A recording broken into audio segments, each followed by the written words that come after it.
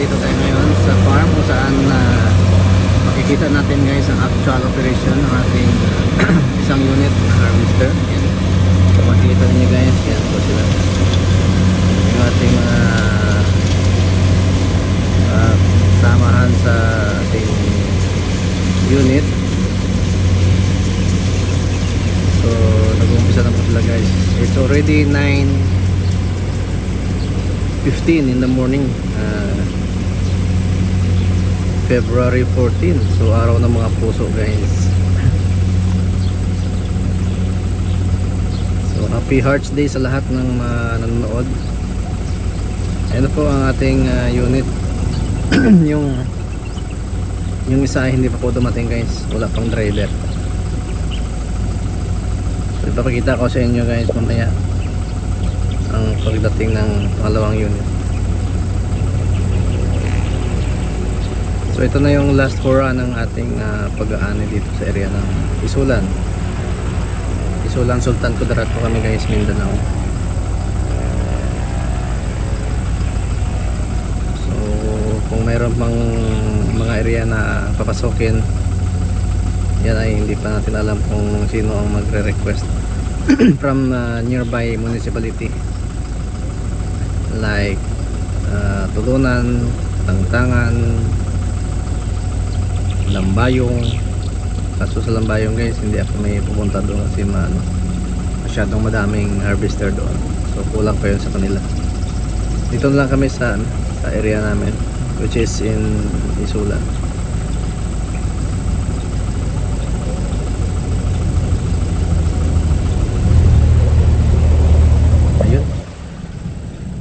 Ayun na yung pangalawang unit. Yan. So kararating lang nila.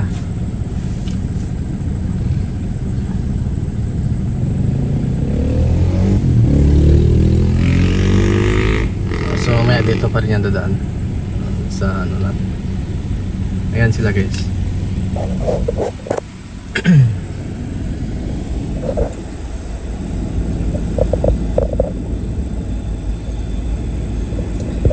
So take note lang po guys sa kaibigan natin dyan na OFW, no? Baka meron kayong balak na magkaroon ng ganito ring business sa inyong mga lugar. Either na kayo ay mag for good. Sa akin guys, ito po yung isipan namin ng ating kapatid. So partner pa po dito guys, kapatid ko. Ito ang isipan namin business kasi nga nasa farm area kami, kaya ito na lang ang isipan ng business.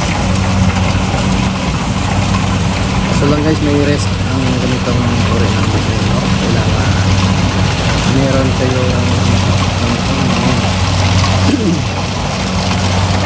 financial na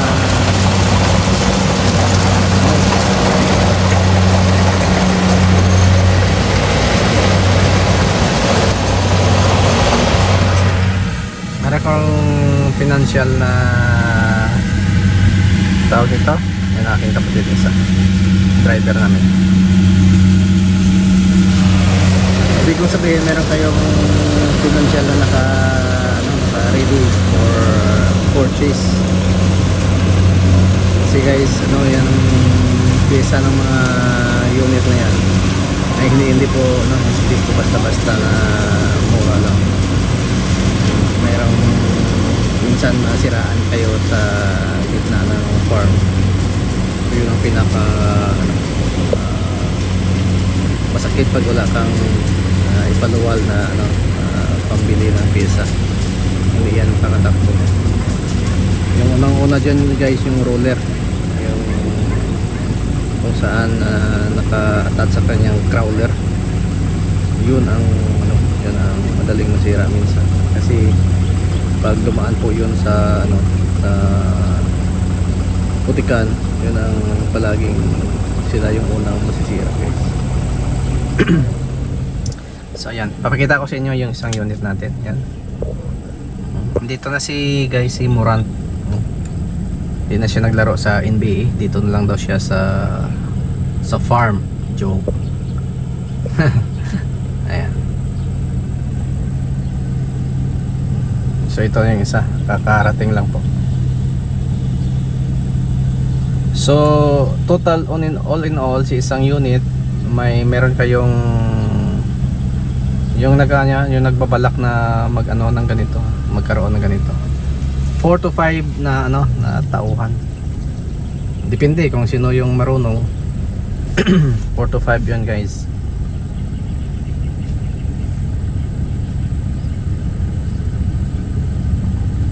To 5 na tauhan yung isang unit. So sa kanila, yung sa akin bali 10 yan sila.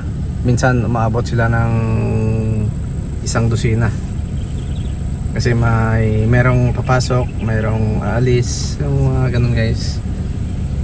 Hindi ko naman sila hinihigpitan kung sino lang yung andyan, sino sila lang. Hindi, kung gusto nilang magtrabaho, sige pasok sila. Kung ayaw nila walang pilitan. Yan lang yun guys. Depende na yan sa sa kanila kung gusto nilang magtrabaho. Kasi man to guys, open. Hindi naman to sabi na contract. Ito, yung membro ng Abu Sayyaf dati. Yan. Liboran natin ngayon. Dati yung dala-dala niya is importing, ngayon Il Garab na lang. Il Garab. Yan.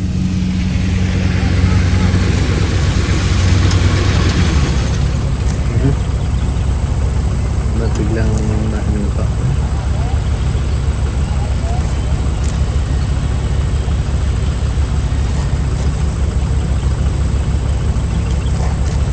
Anong nangyari?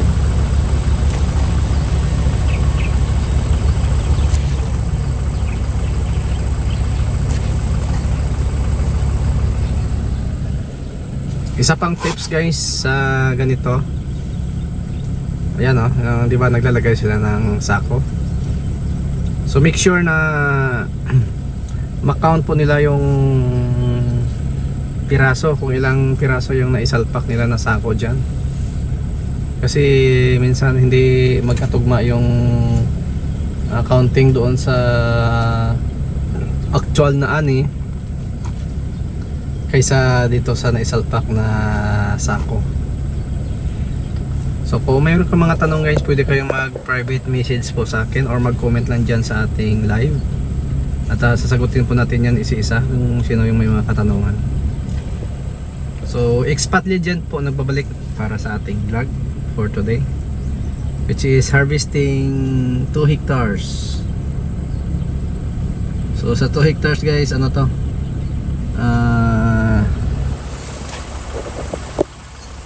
Mga 2 to 3 hours. Pag tuloy-tuloy po yung yung takbo, 2 to 3 hours tapos na takbo. So yan. Yun na yung Bisaya piece. Yun na siya.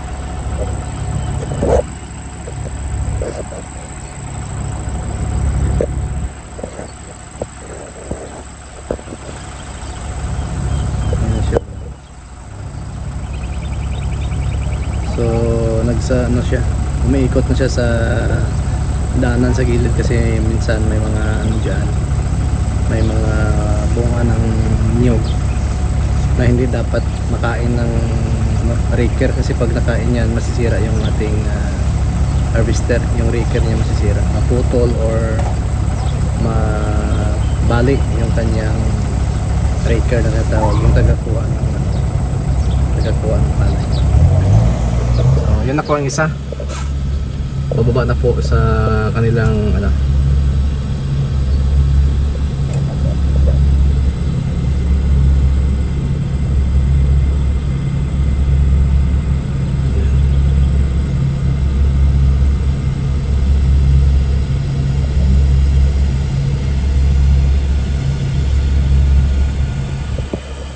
bababa na po sila guys.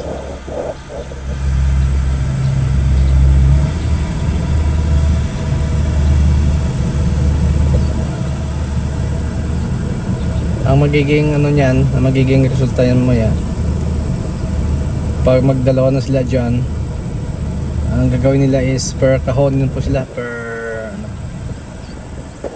per kahon, ibig sabihin yung area. Yung isang ganito, ano ba tawag sa inyo dyan? Kasi sa Ilonggo term sa amin is per kahon. Yung isa, para hindi sila ma-conflict. Iwasan mo sa kabila. Kasi minsan nga pag nagkatabi ko mga ito, naglalaro din.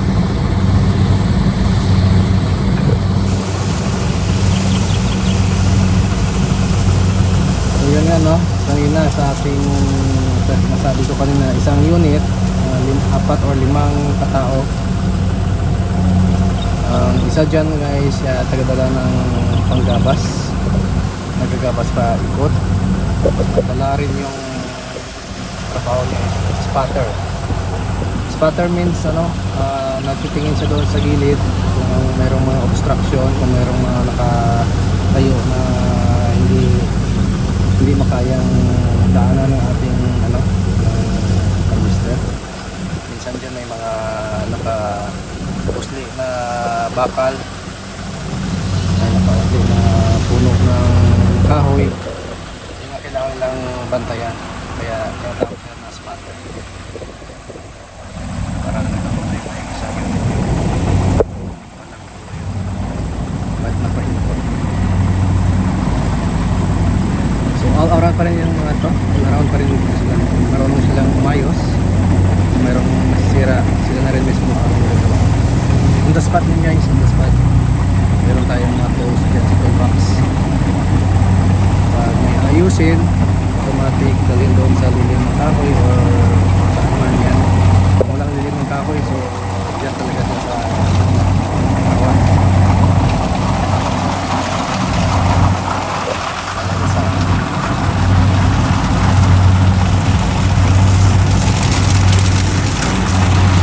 So yun guys, no, bali part 1 pala ito ng ating video. I-cover ko mamaya yung part 2 at ang kanilang tawag ito, kanilang ani, ang kanilang kaban, ang kanilang harvest in this 2 hectares. If I'm not mistaken, 2 or 3, hindi ko alam kung ilang hektarya ito, parang 3 ata ito eh. So kung may kasama pa doon sa dulo, bali 4 hectares. 4 hectares. So tatakbo siya ng 4 to 5 hours operation. 4 hectares. So yan na guys, at maraming salamat sa inyong pag-subaybay. Antay lang po kayo sa aking next upload. And again, this is your Expat Legend signing off. Bye!